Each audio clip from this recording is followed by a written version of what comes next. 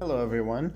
Today I will be discussing the mistreatment within JYP. Many fans have been vocal on the visible mistreatment on the groups of this company, but just recently it has been brought up by a member of DAY6, Jay. He expressed his feelings towards not being supported by JYP, and I will be discussing personal situations I have heard of, focusing more on this whole DAY6 situation and GOT7, which in my opinion is the most mistreated group. But I will also be touching on some issues that have been seen within the company for groups like TWICE, ITZY, Stray Kids, DAY6, GOT7, and even Wonder Girls. Do not forget, these are only situations that I have heard of. There are for sure a lot more, but I do not have at all the time or the patience to honestly go through the whole history, because that's how long and how screwed up this whole situation is. These situations that I will be talking about are more than enough to actually be able to tell you and show you that this company needs to change in a lot of different ways. The first situation that I will be talking about is actually the situation of shaming, specifically during 16, the show that actually created TWICE. Both Gio and Momo were two cases that we heard of that suffered from fat shaming behind and in front of the cameras.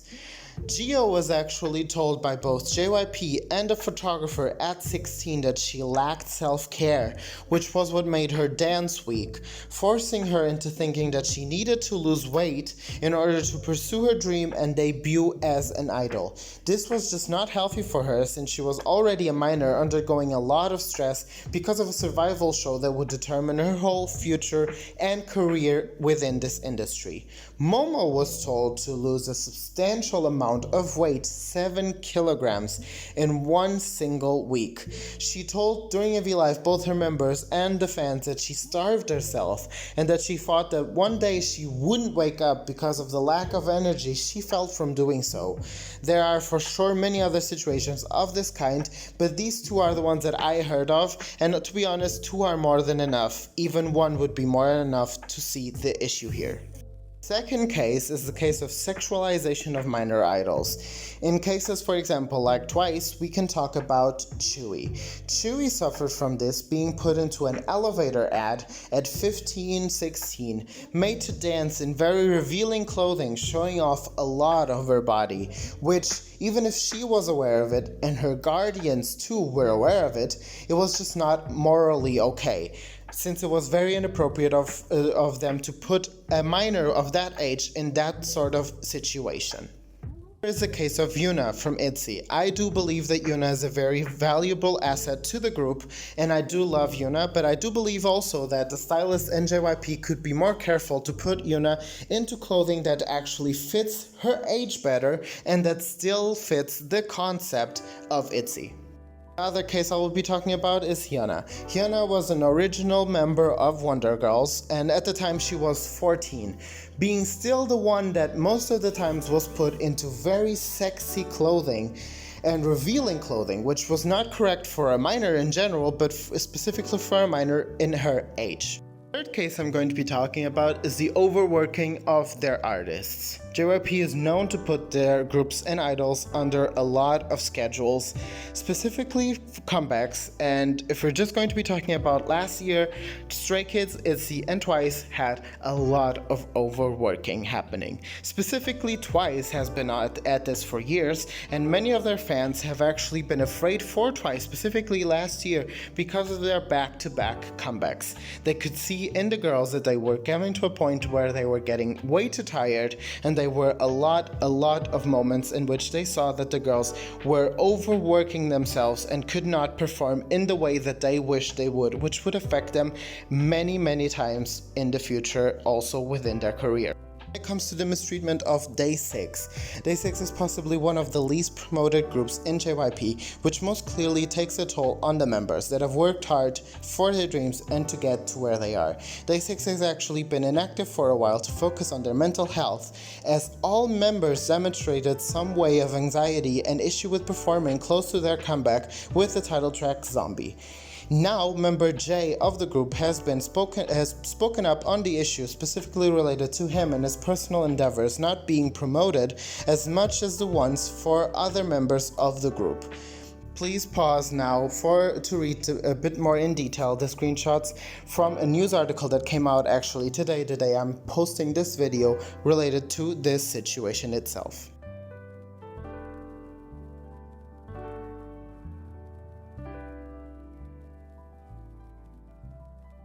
I myself am very proud of him for speaking out, and I do hope the Korean netizens see this as him valuing his work and not as a disrespectful response, which is what a lot of times, unfortunately, what they say when someone acts on or actually speaks up on these type of situations and disrespect. As fans, we are proud and couldn't agree more on everything that he has actually said, and believe that he has not said anything to actually be disrespectful. He's just trying to actually show his side and his case in the situation, which is something that many artists could actually learn from and actually also do. When it comes to the mistreatment of GOT7, there is so much, it is actually ridiculous. I have said this before, but GOT7 in my opinion is one of the most mistreated groups out there in K-pop, which is ironic since they've had so much amazing success and have a great fandom and an amazing track record, but their company somehow still actually runs them over from time to time without any issue of doing so. Members like JB put their all into producing and writing their songs only for them to be immediately rejected by JYP with excuses like it does not have the JYP color or it does not seem GOT7 to me, which makes absolutely no sense that it is actually produced by a JYP and GOT7 member. So explain that to me. This has been actually seen a lot, not only with JB, with other members too. Bam Bam has actually also come out and told fans during V-Lives that some of his songs have been rejected, but most specifically, actually, JB once in a voice-only V-Live showed to his fans the original version of the title track Eclipse, which was actually my first comeback with GOT7. I enjoyed the song a lot, I loved the song, and I actually was very surprised to see that the song did not do well within the industry, within the fandom, and it actually made me wonder and question what happened. So what happened was that JYP actually told him and made him revise the song 15 times to when it even came to the point where even JB did not recognize the song at the end because it had been so much changed, so completely revised and reorganized, reproduced, recomposed that it had nothing to do with the song that he had actually showed him in the beginning. Many fans, including myself, agree that the OG version was so much better. And if you want to listen to it, I'll be leaving a little clip of it right now. But if you want to see the whole full version, I'll be leaving it in the description below.